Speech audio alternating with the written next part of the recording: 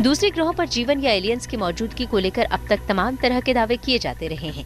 वैज्ञानिक भी लगातार दूसरे ग्रहों और अंतरिक्ष में जीवन की तलाश में जुटे हुए हैं। ऐसे में वैज्ञानिक इस खोज को बहुत बड़ी उपलब्धि मान रहे हैं। ये हमारे सौरमंडल से बाहर जीवन की संभावना का अब तक का सबसे बड़ा संकेत माना जा रहा है। That is a major breakthrough in our search for life beyond the solar system. Not only that there is a chance that the planet can actually be habitable, but what we are finding is that we are demonstrating that it is possible to detect biosignatures around in atmospheres of such planets around nearby stars with existing facilities, and that's a big breakthrough. बता दें कि K2-18b ग्रह पृथ्वी से 8.6 गुना भारी और diameter यानी व्यास में 2.6 गुना बड़ा है।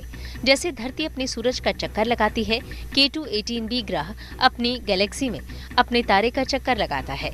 ये ग्रह पृथ्वी से 124 प्रकाश वर्ष दूर लियो तारामंडल में एक लाल बौने तारे की परिक्रमा करता है। प्रकाश वर्ष उस दूरी को कहते हैं जो प्रकाश एक साल की अवधि में तय करता है।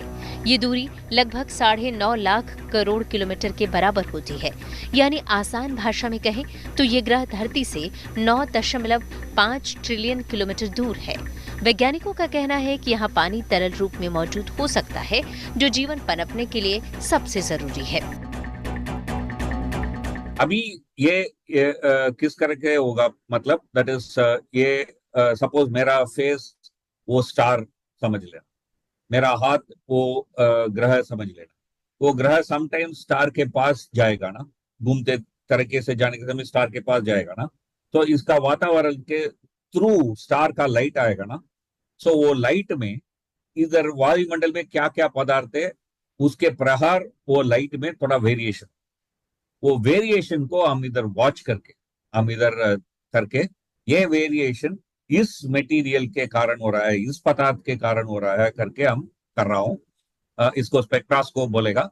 ये स्पेक्ट्रास्कोप यूज करके इस तरह से स्टडी अभी चल रहा है। कैम्ब्रिज यूनिवर्सिटी के वैज्ञानिकों के मुताबिक अभी तक के डेटा से पता चलता है कि K2-18b एक हाइसीन वर्ल्ड हो सकता है।